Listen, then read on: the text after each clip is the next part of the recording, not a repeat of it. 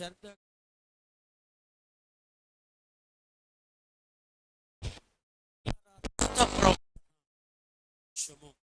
రక్త ప్రోక్షణలోంచి కొన్ని విషయాలు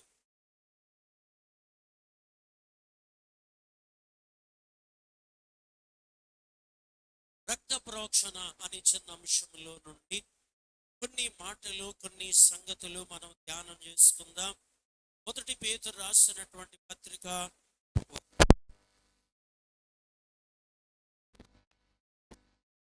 మొదటి పేతురు మొదటి అధ్యాయము 18వ వచనం చదువుకుందాం. మిత్ర పారంపర్యమైన మీ పెట్టినట్లుగా వెండి బంగారం లాంటి క్షయ వస్తువుల చేత మీరు విమోచింపబడలేదు.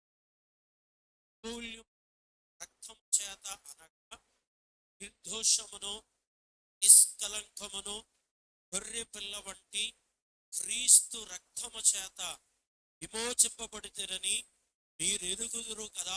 చిన్న ప్రార్థన చేసుకుంటారు. దయగలిగిన మా తండ్రి, ప్రేమ కలిగిన ప్రభువా, నీకు వందనములు, స్తోత్రములు, స్తుతులు, మరణాతులు, ప్రణతులు, కలహారస్సులు చెల్లిస్తున్నాం. దేవా, ఈ విశ్రాంతి దినము సన్నిధిలో స్తోత్రము దేవా. మరి ఇంతవరకు ఈ కాలము 7 ప్రార్థనలు ఇచ్చినందుకు స్తుతులు, స్తోత్రం. అలాగే ప్రారంభ ప్రార్థనలు, అలాగే స్తుతి ప్రార్థన స్తోత్రం దేవా. అలాగున ఆరాధన వాక్యాల్లో కూడా తోడైనందుకు స్తుతినైనా. అలాగే కొద్దిసేపు దేవ గ్రంథములో కొన్ని సంగతులు, కొన్ని విషయాలు మేము ధ్యానం చేసుకుంటుండగా దేవా, చదివిన వాక్యములో, చదవబోయే వాక్యములో ఉన్న అనేక సంగతులు మాకు బయలుపరిచి మాతో మాట్లాడమని మా మంచి బోధకుడైన యేసు నామమున ప్రార్థిస్తున్నాను పరమ తండ్రి, ఆమేన్. సిలువనాథుడైన యేసు ప్రభు దీవెనలు కూడి వచ్చిన మనందరికీ కలుగును గాక, ఆమేన్. మరణాత. కూర్చుందాము. ప్రియులరా, ఈ దినము మన అంశము రక్త ప్రోక్షణ. ఈ రక్త ప్రోక్షణ అనే అంశములో నుండి అమ్మగారి దగ్గరికి వెళ్ళండి. ఏమనుకోకండి, అమ్మగారి దగ్గరికి.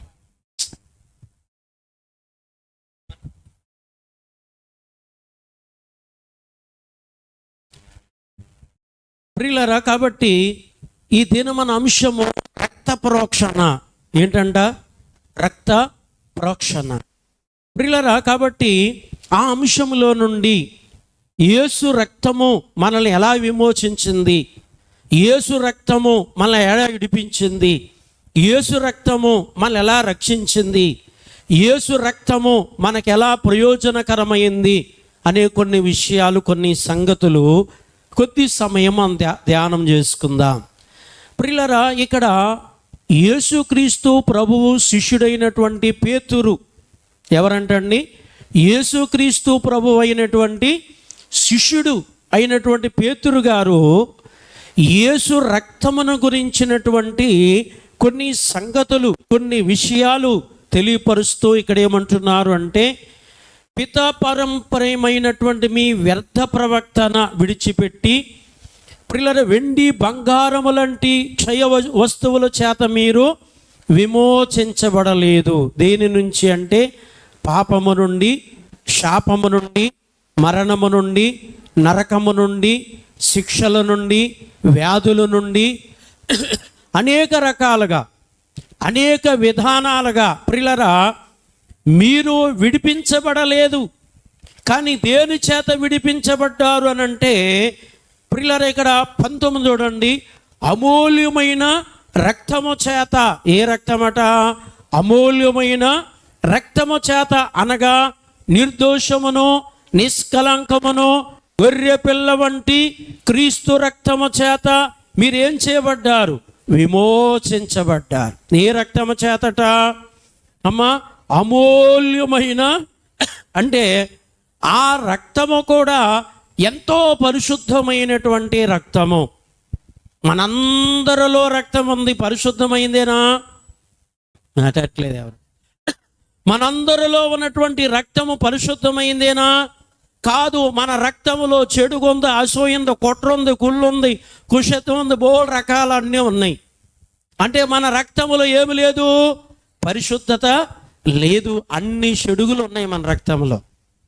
బహుశా ప్రియులారా, మనం ఏమనుకుంటామంటే కొంతమందికి టైఫాయిడ్ వస్తుంది, టైఫాయిడ్ ఉందా ఆ రక్తంలో? ప్రియులారా, మలేరియా వస్తుంది, మలేరియా ఉందా? లేక రక్తము దోషం ఉందా అని అంటాం. వాటికంటే ఎక్కువ ప్రమాదకరమైంది ఇప్పుడు మనం చెప్పుకునేది. కనుక అందుచేతే మన రక్తము ద్వారా పాప శాప విమోచన మనకి లేదు. అందుకే క్రీస్తు ప్రభువారు, యేసు ప్రభువారు తన విలువైనటువంటి, అమూల్యమైనటువంటి, పరిశుద్ధమైనటువంటి ఆ రక్తము చేత మనల్ని ఏం చేశారట? ఇక్కడ విమోచించారు. అందుకే ప్రియులారా, మరి వ్యర్థమైనటువంటి ప్రవక్తనలన్నీ విడిచిపెట్టాలన్నారు. ప్రియులారా, పిత్త పారంపరమైన, అంటే మా పితరులు చేశారు మేము చేస్తామన్నట్టుగా ఆ చెడుగులు, ఆ పాపములు అవన్నీ మాట.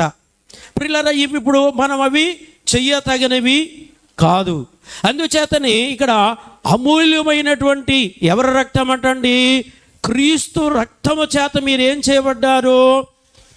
విమోచించబడ్డారు. అది ఇక్కడ నిర్దోషమును నిష్కలంకమునకు ఏ రక్తమట? గొర్రె పిల్ల రక్తము చేత మీరేం చేయబడ్డారు?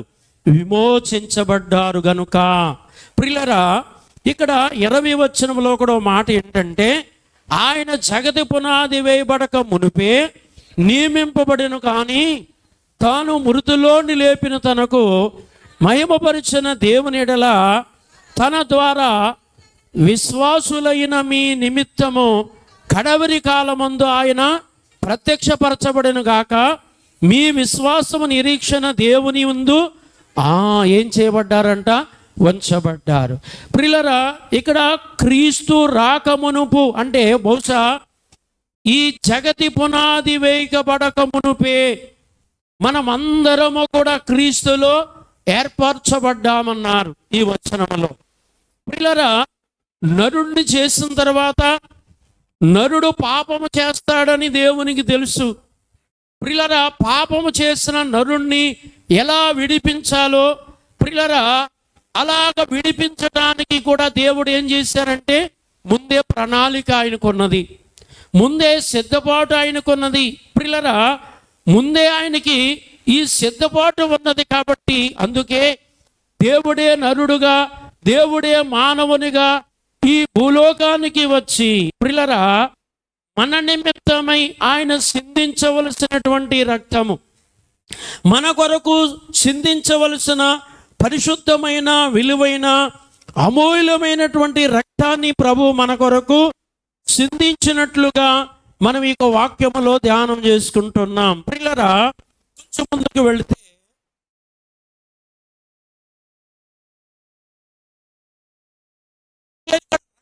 గురించినటువంటి ఒక మాట విన్నాము.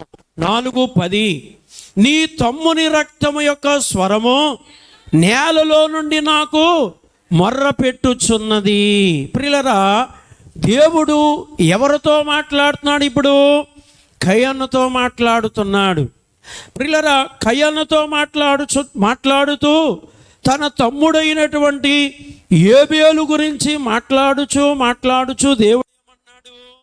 ఈ తమ్ముని రక్తం యొక్క స్వరము, ప్రియులారా, ఈ తమ్ముని యొక్క రక్త స్వరము ఎక్కడి నుంచి వినపడుతుంది? నాకు నేలలో నుండి వినపడుతుంది. ఎక్కడి నుంచి అంటే నేలలో నుండి. ప్రియులారా, కాబట్టి అందుచేతనే దేవుని యొక్క వాక్యములో మనం ధ్యానం చేస్తే ప్రియులారా, ఈ రక్త అపరాధం ఎవరికి వచ్చింది? ఇప్పుడు కయనుకు వచ్చింది. ప్రియులారా, దేవుడు తన తమ్ముణ్ణి ఆశీర్వదించాడని, దేవుడు తనను ఆశీర్వదించలేదని ప్రియులారా పొలములో తన తమ్ముడి మీద పడి అన్న తన తమ్ముడిని చంపేశాడు. ఎవరు చూడలేదు అనుకున్నాడు, ఎవరు ఏమీ చెయ్యలేరు అనుకున్నాడు. ఒకటి ఎవరు చూడలేదు అనుకున్నాడు, ఇంకా ఎవరు ఏమీ చెయ్యలేరు అనుకున్నారు కొందరు. అలా అనుకున్నారు.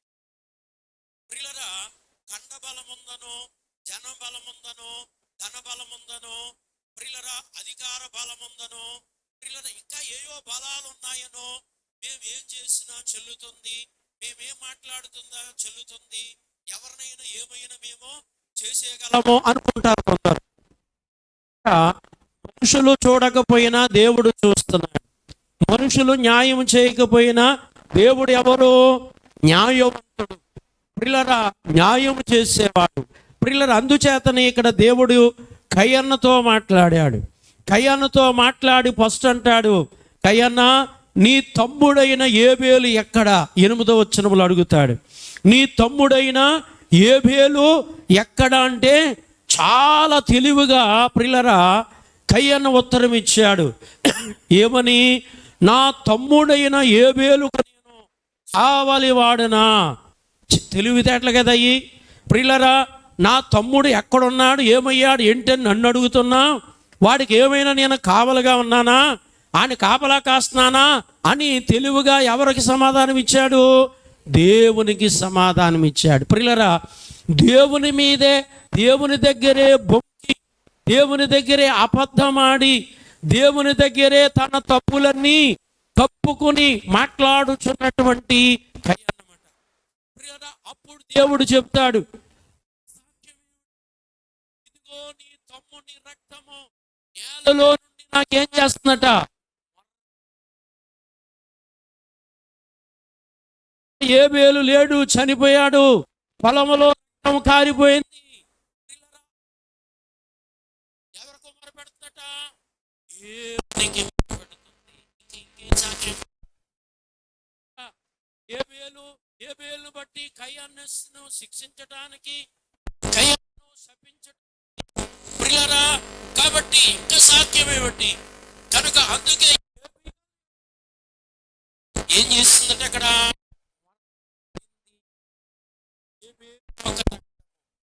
ఏం చేస్తుందట? మొర్ర పెట్టింది. ప్రియులారా, రక్త స్వరము. ఏ స్వరము? రక్త స్వరము. ప్రియులారా, అందుచేతని ఇక్కడ నోటి ద్వారా వచ్చే స్వరము వేరు. ప్రియులారా, నోటి ద్వారా స్వరం వస్తేనే మనుషులమైన మనకి వినపడుతుంది. ప్రియులారా, నాకు వినపడాలన్నా, మీకు వినపడాలన్నా, మనతో ఎవరైతే మాట్లాడుతున్నారో వాళ్ళు నోటి ద్వారా మాట్లాడితేనే మనకి వినపడుద్ది. అర్థమైంది కదండి ప్రియులారా? కానీ దేవునికి నోటి ద్వారా స్వరం అక్కర్లేదట. దేని ద్వారా? నోటి ద్వారా స్వరము రావక్కర్లేదట. మనలో ఉన్న రక్త స్వరము. ఏ స్వరమట? రక్త స్వరము. ప్రియులారా, ఎవరికి వినపడుతుంది? రక్తము దేవునికి వినపడుతుంది. రక్తం దేవునికి ఏం చేస్తుందట? మర్రపెడుతుంది. అందుకే ఏబేలు యొక్క రక్తము దేవునికి మొర్ర పెట్టినప్పుడు ఆ మొర దేవుడు ఆలకించి కయన్నను ఇప్పుడు ఏం చేశాడట? శపించేసి చిందించినటువంటి దేవుడు ఏం చేశారు? అక్కడ శపించాడు. ప్రియులారా, అందుకే ఇక్కడ మనం చూస్తామట 11వ వచనం చూడండి. కావున నీ తమ్ముని రక్తమును నీ చేతులలో నుండి పుచ్చుకుని నోటకు నోరు తెరిచిన ఈ నేల మీద ఉండకుండా నీవు శపించబడి ఉన్నావు. నీవు నేలను సేద్ధపరచుతున్నప్పుడు అది తన సారము నీకు మీదటి నీయదు. నీవు భూమి మీద దిగులు పడుచు దేశ తిమ్మరవై తిరుగుతావు. దేవుని యొక్క శాపము. ప్రియులారా, కాబట్టి నా తమ్మునికి కావాలని వానినా అని దేవుని దగ్గర ఎన్నో రకాలుగా, ఎన్నో రీతులుగా ఏం చేశాడట? బొంకేశాడు. ప్రియులారా, బొంకేశాడు. కాబట్టి ఇక్కడ దేవుడు ప్రియులారా ఏం చెబుతున్నాడంటే, నీ తమ్ముని రక్తము నీ చేతుల్లోనికి తీసుకున్నావు, నీ చేతుల్లో నుంచి మట్టి మీదకి భూమి మీదకి కారింది. ఆ భూమి మీద నుంచి నాకు ఆ రక్తం మొరపెట్టింది. ప్రియులారా, అందుచేత ప్రియులారా, నిన్ను శపిస్తున్నాను, నీవు ఏం చేసినా అది ఫలించదు. ఏమన్నారు ఇక్కడ? నీవు ఏం చేసినా అది ఫలించదు, భూమి నీకు సారం ఇవ్వదు. దేవుడు ఏం చెప్తున్నారు ఇక్కడ? భూమి నీకు సారం ఇస్తుందా? సారం ఇవ్వదు. ప్రియులారా, ఇంకా నీవేం చేస్తావు? దేశ తిమ్మరివై తిరుగుతావు అన్నారు. ప్రియులారా, ఒక్క స్వాటనీకరము కాదు, ఒక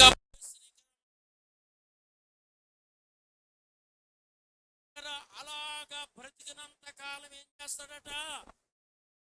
సంచలన ఉదయముతో ఏం చేస్తాడట?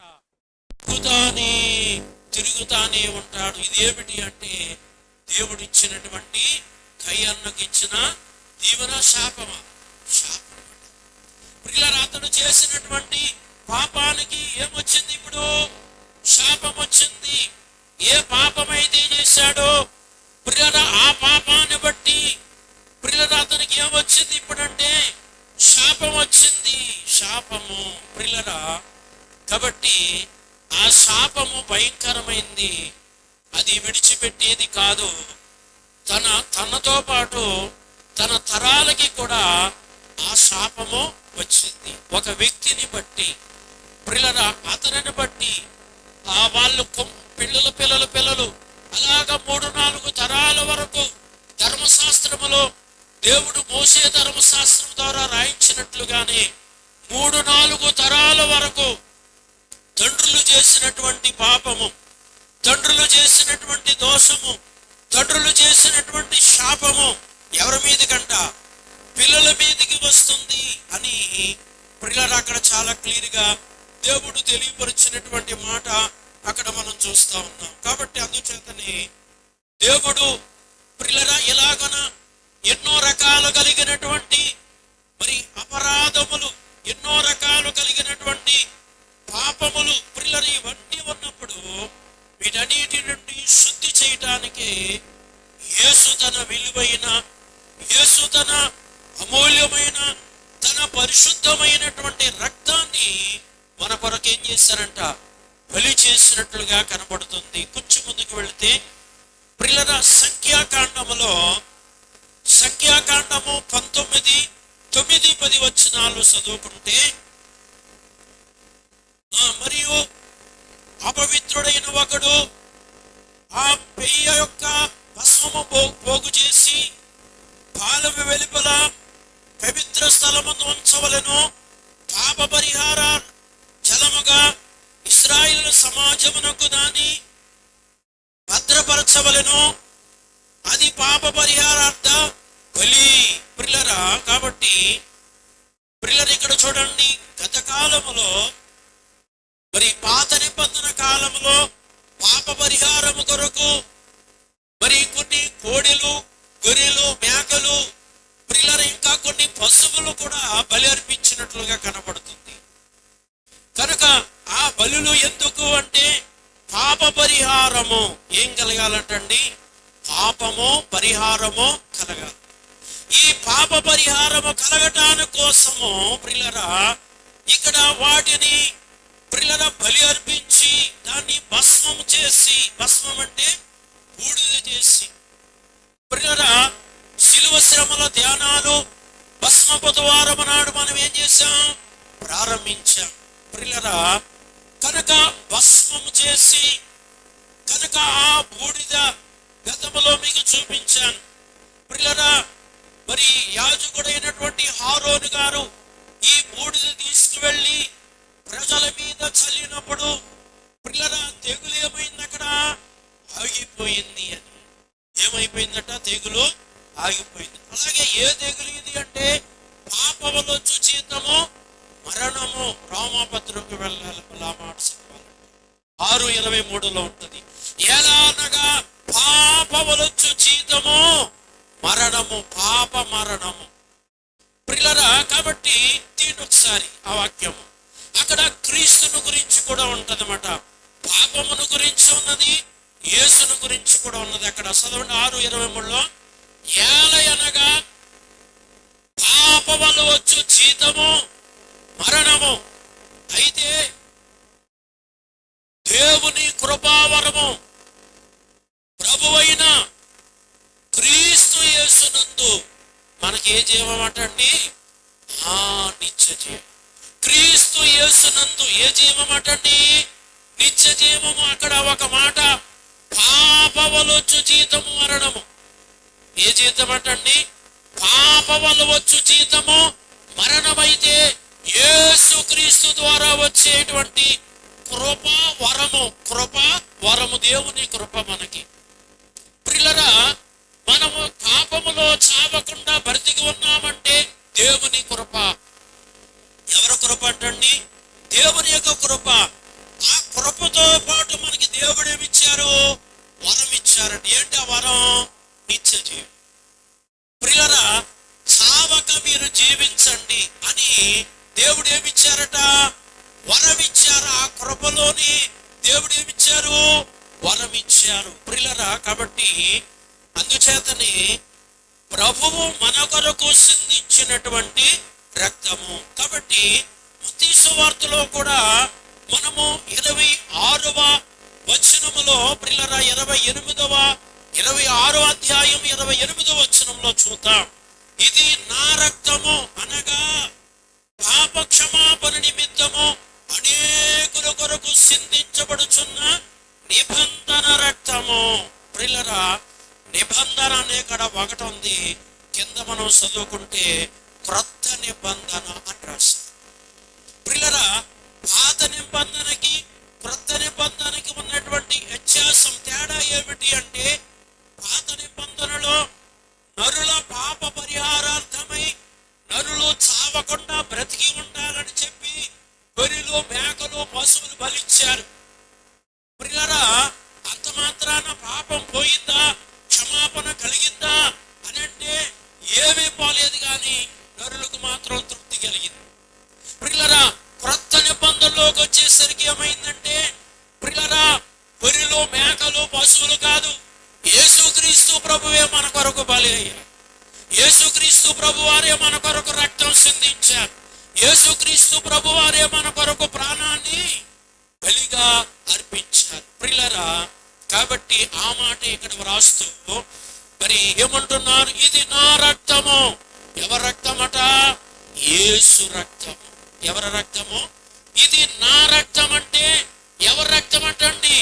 యేసు రక్తము. ఇది నా రక్తము. ఏమన్నారు ఇక్కడ? అనేకుల కొరకు ఏం చేయబడుతుందట? సిందించబడుచున్నటువంటి రక్తము. అందరి కొరకు రక్తం ఏం చేయబడుతుంది? సిందించబడుచున్నటువంటి రక్తము. ఎందరైతే ఈ రక్తములోనికి వచ్చి ప్రియులారా వాళ్ళని కడిగేసుకుంటారు, ప్రియులారా వారి హృదయాన్ని ఉసుముకుంటారు, వారి హృదయాన్ని శుద్ధి చేసుకుంటారు, వాళ్ళ పాపములన్నీ పరిహారం అవుతాయి. యేసు రక్తము కొందరు కొరకు కాదు ఆయన సిందించింది. యేసు రక్తము అందరి కొరకు సిందించారు. ప్రియులారా, అందరి కొరకు ఆయన రక్తము సిందించబడుతుంది. కానీ ఆ రక్తములోకి వెళ్ళి ఆ రక్తములోనికి వచ్చి ప్రియులారా, బహుశా ఆల్రెడీ యేసు శిలువ శ్రమలో ధ్యానాలు జరుగుతున్నాయి. 2వ ఆదివారం 10 దినాలు అయినాయి. ఎన్ని దినాలమ్మా? 10 దినాలు శిలువ శ్రమలు జరుగుతున్నాయి. ఇంకా 30 దినాలు ఉన్నాయి మన ఎదుట. ఎన్ని దినాలు? 30 దినాలు ఉన్నాయి. ప్రతిరోజు మనం ఏం చేస్తున్నాము? శిలువ దగ్గరికి వస్తున్నాం. శిలువ నీడ, శిలువ పొదుగుట, శిలువ చెంతకు వస్తూ ఉన్నాం. ప్రియులారా, కాబట్టి ఒక పాట మనకు కనబడద్ది. శిలువ చెంత చేరిన నాడు కలుషములన్నీ కడిగివేయు. చేరకపోతే, శిలువ దగ్గరికి రాకపోతే, శిలువ దగ్గరికి చేరకపోతే పాపాలు ఉండిపోతాయా, కడిగివేయబడతాయా? బహుశా ఇప్పుడు తక్కువ. గత కాలంలో స్త్రీలైన వారు వస్త్రాలు పుష్పాలంటే ఏం చేసేవారు?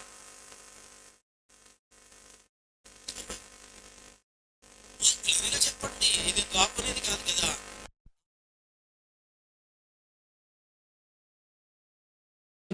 ఎక్కడికి వెళ్ళేవారు? కాలువలోకి మోసుకుంటూ వెళ్ళి ఆ కాలువలో ఏం చేసేవారు?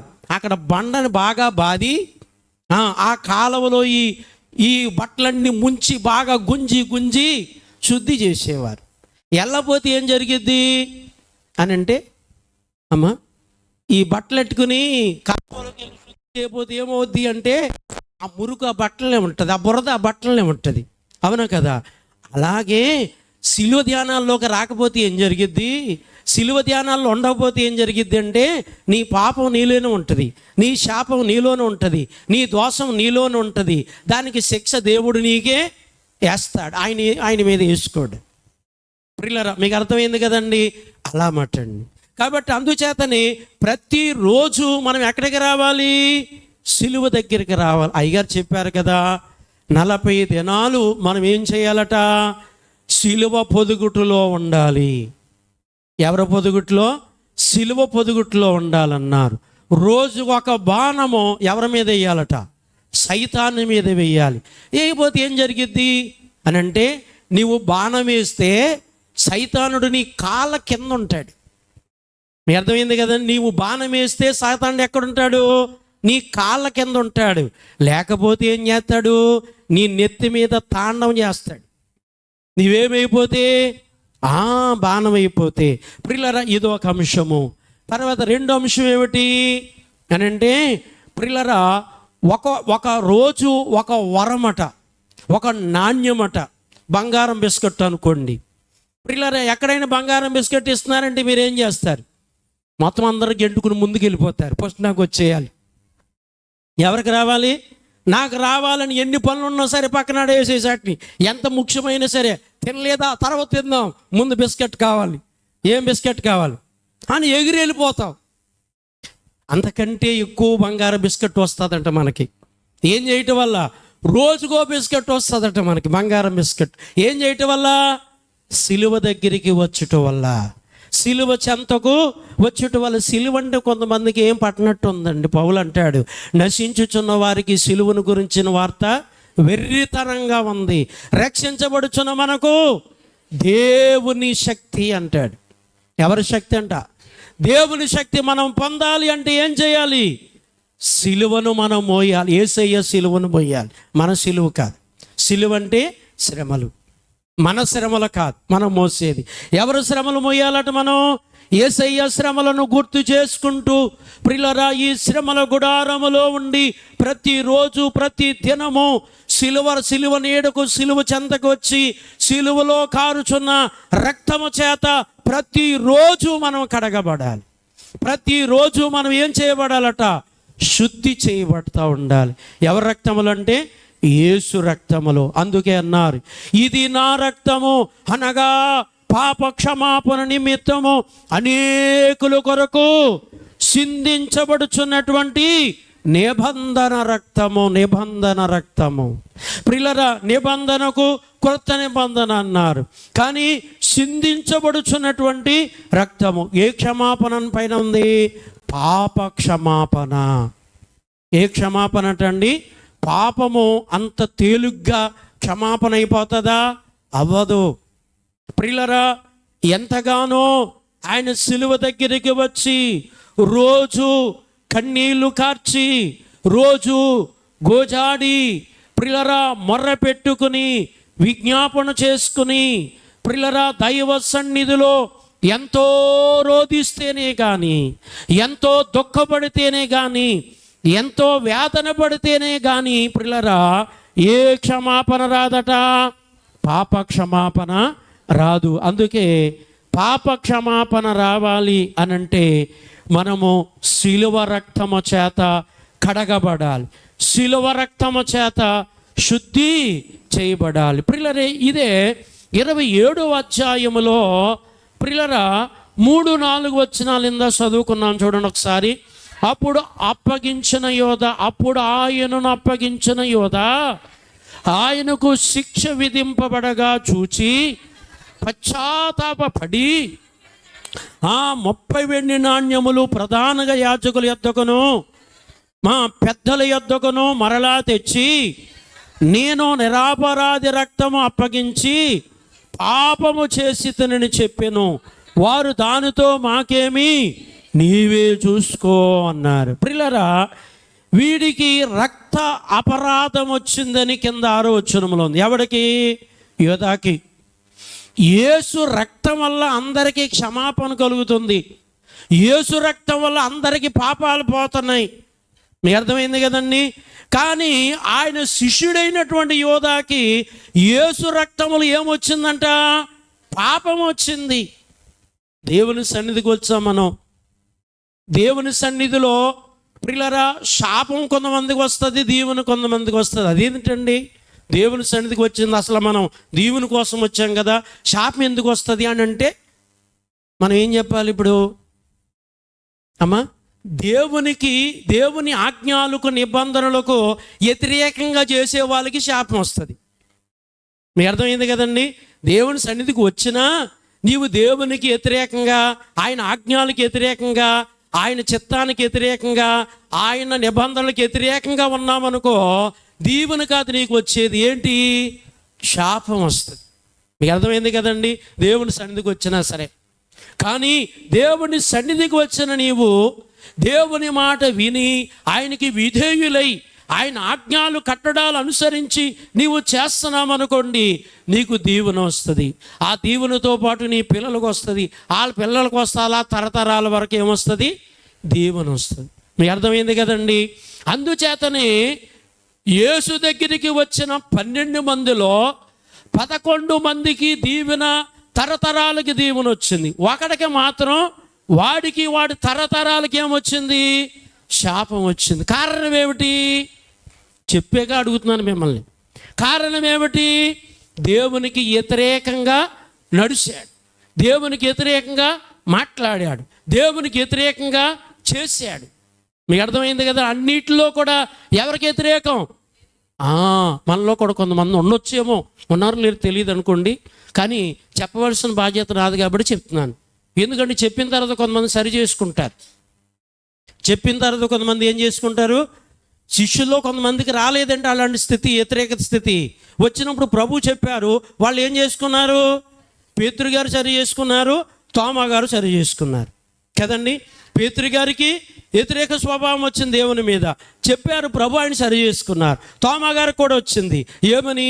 యేసయ్య గాయాలలో నా వేళ్ళు పెడితే అప్పుడు నమ్ముతారన్నాడు. అంటే వ్యతిరేకమైన స్వభావం వచ్చింది ప్రియులారా. కనుక అప్పుడు ప్రభు చెప్పగా అతడు ఏం చేశాడట?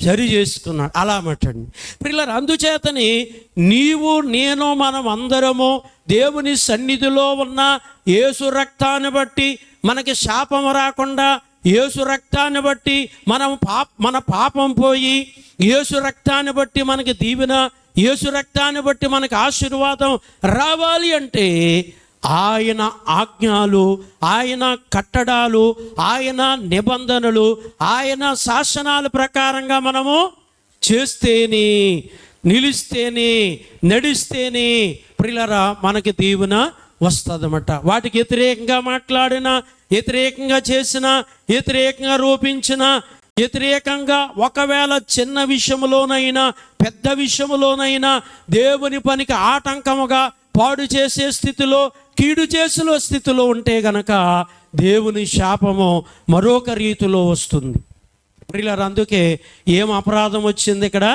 ప్రియులారా, యోధాక మాట అర్థమైందా? అర్థమైంది. 4వ వచనం అంటాడు ఏమని? నేను నిరపరాధి రక్తము అప్పగించి పాపము చేసి తిని. ఎవరిని అప్పగించాడు? నిరపరాధి అంటే ఏ పాపము లేని రక్తాన్ని అప్పగించాడు. మనిషిని అప్పగించానంటున్నాడా? రక్తాన్ని అప్పగించానంటున్నాడా? నిజమే, రక్తాన్ని అప్పగించానంటున్నాడు ప్రియులారా. ఎందుకు? యోధాకి ఏం కనబడింది? యేసును చూడగానే రక్తం కనబడింది. యేసుకు శిక్షలు వేస్తున్నటువంటి సమయంలో వెళ్ళాడు. యేసుకు శిక్షలు వేస్తున్నటువంటి ఆ తరుణములో వెళ్ళాడు. వెళ్ళేసరికి ఏం కనబడిందంట? యేసు రక్తం తల మొదలుకొని పాదాల వరకు. ప్రియులారా, యోధా చూసినప్పుడు ఏముందంట? రక్తం కనపడలేదు ఆయనకి ఇంకా ప్రియులారా. అందుకే ఆ డబ్బు ఎవరి దగ్గర తీసుకున్నాడో వాళ్ళ దగ్గరికి వెళ్ళాడు. వాళ్ళ దగ్గరికి వెళ్ళి అంటాడు నేను నిరపరాధి రక్తం అప్పగించి ఆ పాపము నిరపరాధి రక్తం అప్పగించాను. ఒకటి ఉంది కదా కింద, నీతిమంతుని రక్తం అని చూడండి. ఎవరి రక్తము? నీతిమంతుని రక్తము. ప్రియులారా, నీతిమంతుని రక్తం అప్పగించి పాపము చేశానని వాళ్ళతో చెప్తే వాళ్ళు అయ్యో అమ్మో నాయనా బాబా అని జాలిపడ్డారా? పడలేదు. మాకు సంబంధం లేదు, నీవు అమ్మేవు, డబ్బులు ఇచ్చాము, ఆ శాపం దోషం నీకే మాకు కాదు పో అన్నారు. మాకు సంబంధం లేదు, ఆ డబ్బు మాకు వద్దు, నీవు అమ్మేవు మేము ఇచ్చాం పోమన్నారు. ఇప్పుడు ఇలా ఇంకేం చేస్తాడు? ఇప్పుడు అంతకుముందు వాళ్ళ మాటే విన్నాడు, వాళ్ళ అడుగుజాడలో నడిచాడు, దుష్టుల ఆలోచన చొప్పున నడిచాడు, పాపుల మార్గాన్ని నిలిచాడు, అపవాసకులు కూర్చున్న చోట కూర్చున్నాడు. ప్రియులారా, అప్పుడు పరిస్థితి చూడండి.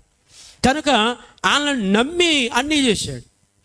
కనుక చివరికి దాని నిమిత్తమైన పరిణామం శిక్ష వచ్చేసరికి వాళ్ళు తప్పుకున్నారు. మీకు అర్థమైంది కదా? వాళ్ళు ఏం చేశారు?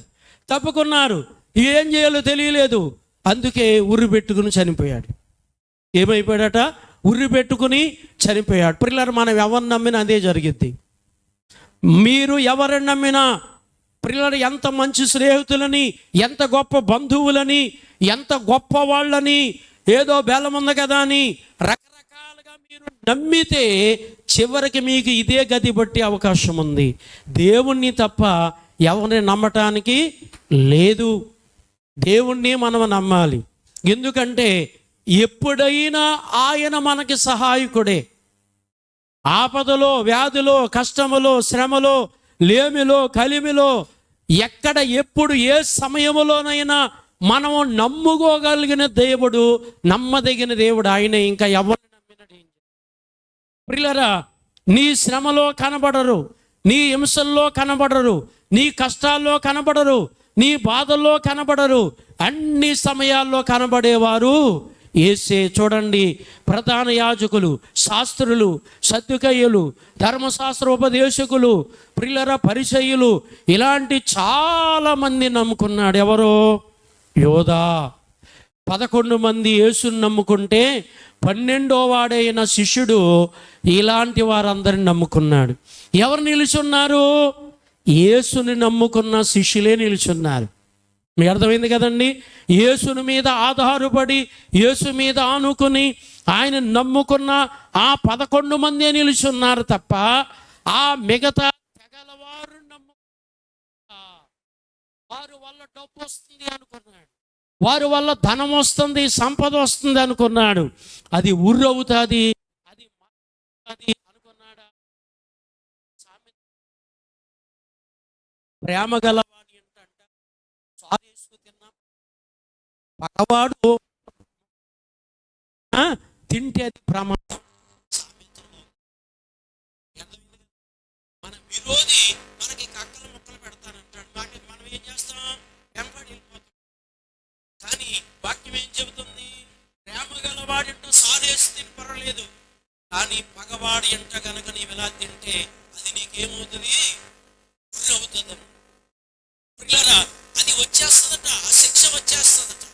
కాబట్టి అందుచేత సామెతలు అలాంటి మనకి గుణపాఠం చెప్పడానికి, లేక తెలివి నేర్పడానికి, వ్యోమయుములో ఉన్న మనందరికీ జ్ఞానం నేర్పడానికి వాక్యం చెప్తుంది ప్రియులారా. కాబట్టి అందుచేతని అక్కడ మనం చూస్తే ప్రియులారా, అదే సామెతలు ఉంటుంది. ఏమంటే అంటే ప్రియులారా, మనమంట సంతోషంగా పక్షులు పాటలు చేసుకున్న వాళ్ళింటికి కాదట, గుళ్ళుమని ఏడుస్తున్నారు చూసారా, వాళ్ళింటికి వెళ్ళారట.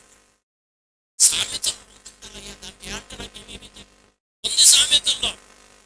ప్రియులారా, కక్కలు మొక్కలు పక్షులు పండుగ చేసుకున్న వాళ్ళ దగ్గరికి వెళ్ళి సంతోషించడం కాదట, ఏడుస్తూ బాధపడుతూ ఆ వ్యాధుల్లో చిక్కుల్లో ఉంటారు చూసారా, వాళ్ళ దగ్గరికి వెళ్ళి వాళ్ళతో ఉండాలట. అది సామెతలు ప్రియులారా. కాబట్టి అందుచేతని ఇక్కడ చూడండి, యూదా యేసును తన తోటి స్నేహితులుగా ఉన్న ఆ శిష్యులను విడిచి ఇలాంటి దుష్టుల సహవాసానికి వెళ్ళి ఏం తెచ్చుకున్నాడు? మరణము ఏం తెచ్చుకున్నాడట? మరణాన్ని తెచ్చుకున్నాడు. అందుకే అయ్యారు ఆరాధనలో పరిశుద్ధుల సహవాసము వచ్చిందన్నమాట. మనం ఆరాధన చేసినప్పుడు చివరి మొక్క అది పరిశుద్ధుల సహవాసం. అంటే మన సహవాసం కూడా బాగుండాలి, మన స్నేహం కూడా బాగుండాలి. మన సహవాసం కూడా బాగోకపోతే ప్రియులారా, మన సహవాసము ఎవరితో ఉండదట? పరిశుద్ధులతో ఉండదు. మరి ఎవరితో ఉంటది? పాపులతో ఉంటది. ఆ పాపం మనలో కూడా వచ్చేస్తుంది ప్రియులారా. కనుక అవి మన లోక విషయాలు మనకు తెలుసు. దొంగోడితో స్నేహం చేస్తే వాడి బుద్ధులు మనకు వస్తాయి. మీకు అర్థమైంది కదండి. కొచ్చిగా ఒకటే చూసాం. అలాగా ఏ చెడ్డ అలవాటుతో ఉంటున్నాడో వాడితో సహవాసం చేస్తే ఆ తర్వాత మన పని ఏమవుతుంది? అవన్నీ మనకి వచ్చేస్తాయి. వాటితో పాటు మనం కూడా, మన కొంప కూడా కూలిపోతే మనం కూడా నాశనం. ఎందుచేతని పరిశుద్ధుల సహవాసం. ఏ సహవాసం అంటండి? పరిశుద్ధుల సహవాసం. ప్రియులారా, యోహాను రాసిన మొదటి పత్రికలో 1వ అధ్యాయములో 7వ వచనాన్ని చదువుకుందాం. 7. అయితే ఆయన వెలుగులో ఉన్న ప్రకారము మనము వెలుగులో నుండి నెడల మనము అన్యోన్య సహవాసము గలవారమయుందుము. అప్పుడు ఆయన కుమారుడైన యేసు రక్తము ప్రతి పాపము నుండి మనలను పవిత్రులుగా చేయను. ఎవరి రక్తమట? యేసు రక్తం. మన అంశమే రక్తం. ప్రియులారా, అయితే దీనికి పైన కూడా కొంత చెప్పా. వెలుగులో ఉన్న ఎడల. ఎక్కడ ఉన్నవారమ్మా? వెలుగులో ఉన్న ఎడల. అదే ప్రకారం మనము కూడా వెలుగులో నడిచిన ఎడల. వెలుగు చీకటి అంటే ఏంటి? వెలుగు చీకటి అంటే ఏంటి? ఇక్కడే ఉన్నారా? ఇంటికి వెళ్ళిపోయారు? టైం ఇవ్వకుండా వెళ్ళిపోయారా? ప్రియులారా, కాబట్టి వెలుగు చీకటి అంటే ఇప్పుడు ఏంటి? పగలు ఏముంది? వెలుగు. చీకటి రావాలంటే 6 చీకటి రావాలంటే 6 దాటాలి. అది కాదు దేవుడు చెప్పేది ఇక్కడ. మంచి కార్యాలు వెలుగు కార్యాలు, చెడ్డ కార్యాలు చీకటి కార్యాలు. దేవుడు చెప్పేది ఇది. మంచి కార్యాలంటే వెలుగు కార్యాలంట, చీకటి కార్యాలంటే పాపపు కార్యాలంట. మీ అర్థమైంది కదండి ప్రియులారా? అందుకే ఇక్కడ దానికి ఏమన్నారంటే, మనము వెలుగులో నడిచే వారితో పాటు, అయితే మనం వెలుగులో ఉన్న వారితో పాటు మనము కూడా వెలుగులో ఉంటే ఆ సహవాసము గలవారమై ఉందము. మీ అర్థమైంది కదండి? వెలుగు అంటే మంచి కార్యాలు చేసే వారితో సహవాసము చేస్తే వెలుగులో ఉంటున్నాం. చెడ్డ కార్యాలు చేసే వారితో సహవాసం చేస్తే ఎక్కడున్నా? చీకటిలో ఉంటున్నాం. చీకటి దేవునికి వ్యతిరేకం, చీకటి దేవునికి విరోధం. ప్రియులారా, చీకటి కడకి మనం ఎక్కడికి నడిపిస్తుంది అంటే మరణంలోకి నడిపిస్తుంది. 6వ వచనం చూడండి, ఇది 6. ఆయనతో కూడా సహవాసము గలవారమని చెప్పుకొని చీకటిలో నడిచినడలా మనం అబద్ధములు ఆడుచు సత్యమును జరిగింపుకుందుము. ప్రియులారా, దేవునితోనేమో ప్రియులారా మనము వెలుగులో ఉన్నామని చెప్పి చీకటిలో ఉన్న వారితో సహవాసం చేస్తేనట దేవుని ఎదుట అబద్ధం అవుతున్నాం. సత్యం మనము జరిగించలేమట. ఏం జరిగించలేం? యథార్థమైనది, నిజమైంది మనం ఏం చేయలేమట? జరిగించలేమట. ఆ తర్వాత ఈ మాట రాశారు, వెలుగులో ఉన్న ప్రకారము మనం వెలుగులో నడిచినడలా మనము అన్యోన్య సహవాసము గలవారమై ఉందుము. అప్పుడు ఆయన క్రీస్తు రక్తము. ప్రియులారా, యేసు రక్తం. ఏ రక్తం అట? యేసు రక్తం ఏం చేస్తుంది? ప్రతి పాపము నుండి. ఇక్కడ ఉందా మాట? ప్రతి పాపము. కనుక యేసు రక్తం ఏం చేస్తుందంట? మనల్ని కడిగి వేస్తుంది, శుద్ధి చేస్తుంది, పరిశుద్ధులుగా మార్చుతుంది, పరిశుద్ధపరుస్తుంది. ఎవరి రక్తం అంటే? యేసు రక్తం. అందుకే ప్రతి దినము యేసు రక్తములో మనము కడగబడాలి. అందుకే మన దేవదాసయ్య గారు అన్నారు, దినానికి ఒక్కసారైనా మనం ఏం చేయాలి? పాపాలు ఒప్పుకుని ప్రభు రక్తములో మనము కడగబడాలి. అయ్యా, నేను పాపిని, నీ రక్తముతో నన్ను కడుగొని యేసు రక్తములో మనం ఏం చేయాలట? కడిగి వేసుకోవాలనేది ఉన్నటువంటి మాట. కొంచెం ముందుకు వెళితే ప్రియులారా, ప్రకటన గ్రంథం 1వ అధ్యాయములోనే 7వ వచనాన్ని చదవండి. 7వ వచనం, ఇదిగో ఆయన మేఘారుడై వచ్చుచున్నాడు, ప్రతి నేత్రము ఆయనను చూచును, ఆయనను పొడుచును వారును ఆయనను చూచెదరు, భూజనులందరూ ఆయనను చూచి ఏం చేస్తారంట? రొమ్ము కొట్టుకుంటారు. ప్రియులారా, కాబట్టి అంటే ఎందుచేత యేసు తన రక్తం మన కొరకు సిందించారు. పైన 6వ వచనములో ఉందన్నమాట, చూడండి. మనలను ప్రేమించుచు తన రక్తం వలన మన పాపముల నుండి మనల్ని విడిపించిన వానికి. ప్రియులారా చూడండి, ఆయన రక్తములో కడగబడిన వారేమో ఆయన బట్టి చాలా ఆనందించి సంతోషిస్తున్నారు. ఆ సంతోషములో, ఆ సహవాసములో ప్రియులారా చాలా ఆనందంగా ఉన్నారు. కానీ ఎవరైతే ఆ రక్తములో కడగబడలేదు వాళ్ళు ఏం చేస్తున్నారట, గుండెలు బాదుకుంటూ ఆయన మేఘారుడి వచ్చుతున్నప్పుడు చూచినటువంటి వీరు ఏం చేస్తున్నారు, గుండెలను బాదుకుంటూ ప్రియులారా సంతోషంలో ఉన్నారా, ఆనందంలో ఉన్నారా? లేదు, చాలా వేదన పడుతున్నారు, చాలా బాధపడుతున్నారు, చాలా వేదన పడుతూ చాలా బాధపడుతున్నారు. కారణం ఏమిటనుకున్నాం మనం? వాళ్ళు యేసు రక్తములో కడగబడలేదు, యేసు రక్తములో వారు శుద్ధి చేయబడలేదు కాబట్టి గుండెలు బాదుకుంటున్నారు. అందుకే మనలను ప్రేమించి, ఎవరనంటండి, దేవుడు మనలను ప్రేమించి ఏం చేశారు, తన రక్తమును మన కొరకు సిద్ధించారు. ఆ రక్తముతో మనలను శుద్ధి చేస్తున్నారు, ఆ రక్తముతో మనలను కడిగి వేస్తున్నారనేది ఈ వాక్యములో ఉన్నటువంటి మాట. అలాగే ఇంకొక మాట మనం చూస్తే ప్రకటన గ్రంథము 6వ అధ్యాయము 10వ వచనాన్ని చదువుకుందాం. వారు నాదా సత్య స్వరూపి పరిశుద్ధుడా, ఎందాక తీర్పు తీర్చకయు మా రక్తము నిమిత్తము భూనివాసులకు ప్రతిదండన చేయకయు ఉత్తని బిగ్గరగా కేకలు వేసి తెల్లని వస్త్రములు వారిలో ప్రతివానికి ఇవ్వబడును. మరియు వారి వలని చంపబడబోరు సహదాసుల యొక్కయు సహోదరుల యొక్కయు లెక్క పూర్తి వరకు ఇక కొంచెం కాలము విశ్రమింపవలనని వారితో చెప్పుట వ్యక్తిని లేక స్వరము చెప్పబడుతుంది. ఆ స్వరం చెబుతుంది. ప్రియులారా, వీరెవరు అని అంటే భూమి మీద యేసు రక్తములో శుద్ధి చేసుకుని, యేసు రక్తములో ప్రియులారా పవిత్రులు పరిశుద్ధులయ్యి భూమి మీద ఆయన కొరకు ఏం చేయబడ్డారు, చంపబడ్డారు. వారి రక్తం సిందించబడు.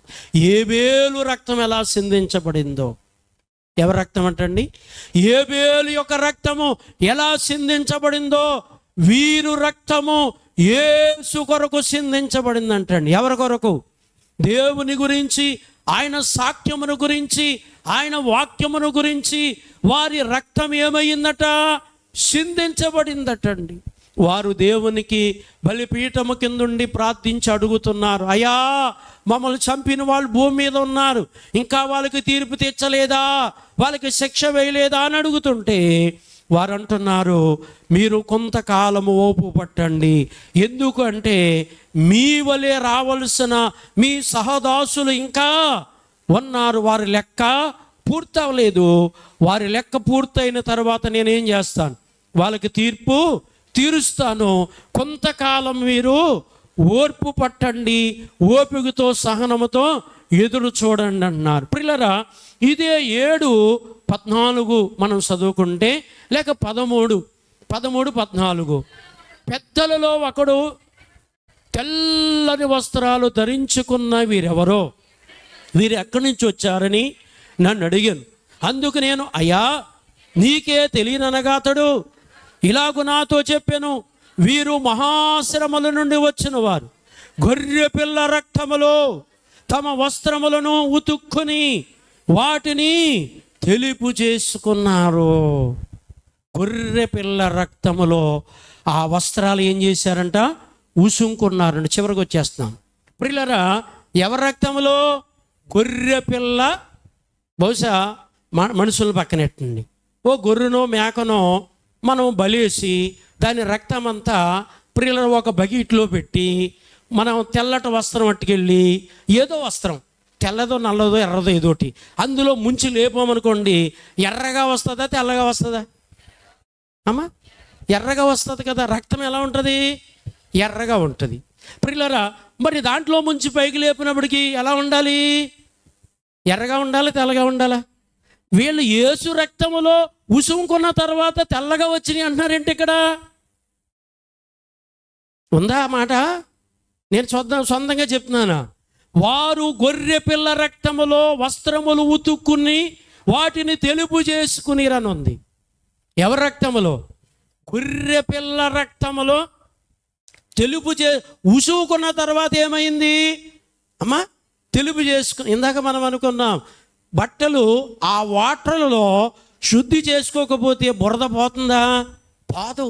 అంటే ఆ నీటి ద్వారా వస్త్రాన్ని ఏం చేయాలి? వసమాలి. ప్రియులారా, ఇక్కడ హృదయం అనే వస్త్రాన్ని కూడా యేసు రక్తములో వసమాలట.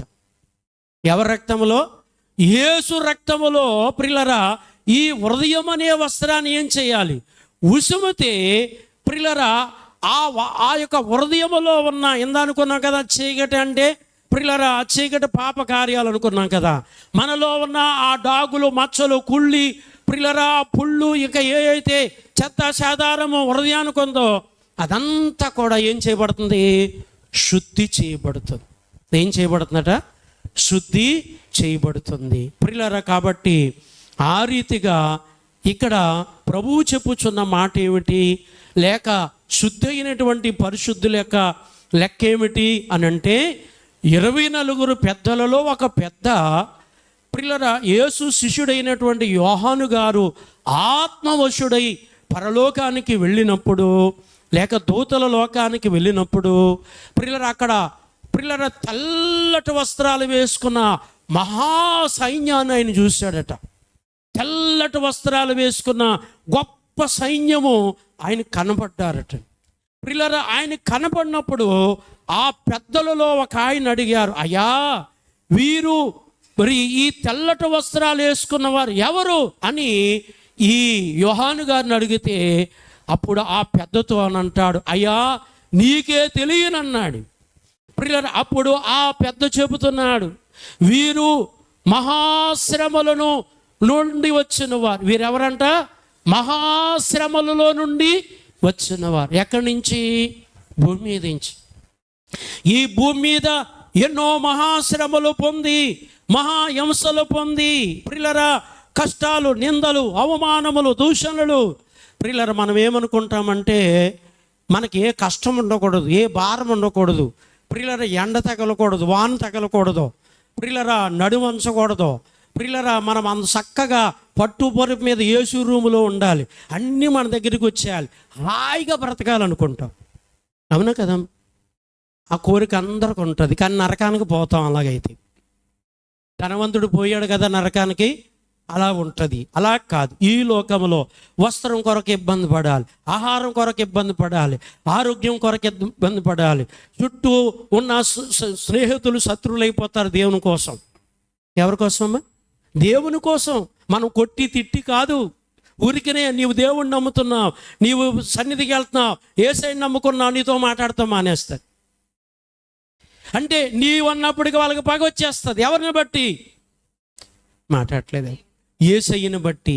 నీవు అనుకుంటే నేనేం అనలేదు కదా, నేనేం చేయలేదు కదా, నేనేం కొట్టలేదు, తిట్టలేదు, వాళ్ళు దోసుకోలేదు కదా, చేయలేదు కదా.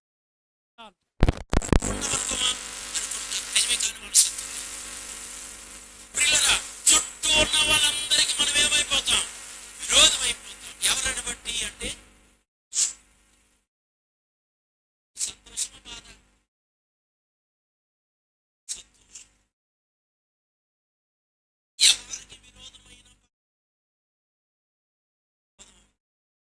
ఎవరికి దూరమైన పర్లేదు, కానీ యేసయ్యకి మాత్రం దూరం అవ్వకూడదు. ఎందుకంటే ఇచ్చిన వాడు ఆయనే, నరకంలోకి స్వర్గంలోకి వేసేవాడు కూడా కనపడతారు, పొద్దున కనపడగలరు. మన చుట్టూ ఉన్నటువంటి వాళ్ళు ఇవాళ కనపడవచ్చు, కానీ రేపొద్దున కనపడకపోవచ్చు. ఎప్పుడు కనపడేది ఎవరంటే యేసయ్య. బ్రతికినా చనిపోయినా మనతో ఉండేది, మనకు సహాయం చేసేది, మన జీవనంలో నడిపించేది ఎవరు? యేసయ్య. మనం అందుకే ఎవరు చూడాలంటే యేసయ్యను చూడాలి. ఎవరిని చూడాలంట? యేసయ్యను చూడాలి. పిల్లలందుకు ఇక్కడ వాక్యంలో చూస్తే మహాశ్రమల నుంచి వచ్చిన వారు. ఎక్కడి నుంచి వచ్చారమ్మ వీళ్ళు? అంటే శ్రమ లేకుండా వచ్చారా? బాధలు, ఇబ్బంది లేకుండా వచ్చారా? ఆ పెద్ద ఏం చెప్తున్నాడు అక్కడ?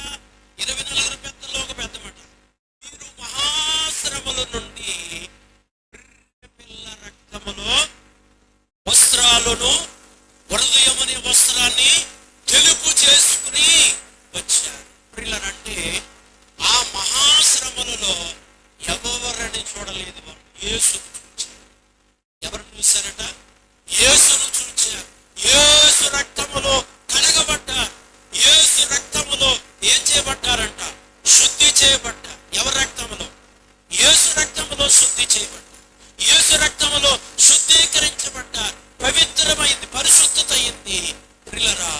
అందుకే యేసు రక్తములో కడగబడిన తర్వాత వారి వస్త్రాలు ఏమైనాయి? తెలుపుయి తెల్లటి వస్త్రాలు. ఈ వస్త్రాలు తెల్లటి వస్త్రాలు. ఏమనుకో, మనం ప్రతి ఆదివారం తెల్లటి వస్త్రాలు వేసుకుంటే చాలా మంచిది. సన్నిధిలో జరిగే ప్రతి కార్యానికి, స్వస్థత కూటం కావచ్చు, ఆరాధన కావచ్చు, మంగళవారం సన్నిధి కావచ్చు, ప్రియుల ఏ కూటమైనా కావచ్చు, కానీ తెల్లటి వస్త్రాలు పరిశుద్ధాత్మకు గుర్తు. తెల్లటి వస్త్రాలు పరలోకానికి గుర్తు. ప్రియుల అక్కడికి వెళ్ళిన వారికి ఏ వస్త్రాలు ఉన్నాయి? నల్లయ్య తెల్లయ్య? తెల్లయ్య. ఏమున్నాయంటే ఇది మనకి మంచిది, ఇది మనకి ఆశీర్వాదం. భూమి మీద మనము ఎన్నో ఖర్చు పెడతా ఉంటాం, ఏడు ఖర్చు పెడతాం. దేవుని విషయంలో 4 జాతులు, 2 జాతులు, 3 జాతులు మనం తీసుకుంటే వారమంతా వచ్చేస్తుంది. ఒక 3 జాతులు చాలు. మంగళవారం మటు, శుక్రవారం మటు, 3 జాతులు ప్రార్థన కోసం ప్రత్యేకించుకుని ఓ చోట ప్రత్యేకంగా పెట్టుకుని ఈ వారమంతా వాడేసాం. మరలా వారం వచ్చినప్పుడు మూసివేసుకుంటాంగా దావీదు దగ్గరికి ఇచ్చేసామని ఏం చేస్తాం? తోమేస్తాం. జాగ్రత్త పెట్టుకుంటాం. ఆదివారం ఒకటి, మంగళవారం ఒకటి, మళ్ళీ ఆదివారం మళ్ళా శుక్రవారం ఒకటి వాడేస్తాం. ప్రియులరా, అలాగా వాటిని ప్రార్థనకే కంటుంది. ఇది దేనికి? ఇక మిగతా వస్త్రాలన్నీ ఇక పనులకి, ఫంక్షన్లకి, పార్టీలకి, షికార్లకి, ఇక రకరకాల వాటికి వాడుకోవచ్చు. మంచి తప్పు లేదు. ప్రియులరా, ఆ వస్త్రాలు ఈ వస్త్రాలు. అందుకే అయ్యగారు సన్నిధి వస్త్రాలు మనకి కావాలి. ఏ వస్త్రాలు? సన్నిధి వస్త్రం అంటే దానికి అర్థం ఏమిటి? ప్రార్థనకు వచ్చేటప్పుడు ఒక ప్రత్యేకమైన వస్త్రం మనకు ఉంటే ఆ వస్త్రంలో పరిశుద్ధత ఉంటుంది, ఆ వస్త్రంలో ఒక కళ ఉంటుంది, ఒక శుద్ధి ఉంటుంది. ఇది దేవుని మందిరానికి వచ్చే వస్త్రమే అని ఒక ప్రత్యేకత కూడా, ఆత్మీయ స్థితిగా కూడా మనకు కూడా ఉంటుంది. అది మనకు మంచిది. పనిలోకి వెళ్ళినప్పుడే, పరీక్షలకు వెళ్ళినప్పుడే, సాగులు గడికి వెళ్ళినప్పుడే, పెళ్ళిళ్ళకి వెళ్ళినప్పుడు అదే, దేవుని మందిరానికి వచ్చినప్పుడు అదే. అంటే అట్లా ఇవ్వలేదు, పరిశుద్ధత. అందుచేతనే సన్నిధి వస్త్రాలు మనం ప్రత్యేకంగా ఏర్పాటు చేసుకుంటే మనకు చాలా మంచిది అనేది ఏ వాక్యం మీకు నిజం. అందుకే వారు యేసు రక్తములో కడిగి వేసుకుని వారి వస్త్రాలు ఏం చేసుకున్నారంట? తెలుపు చేసుకున్నారు. ప్రభు కూడా మనకి ఏం చెబుతున్నారు అంటే, యేసు రక్తములో మీరేం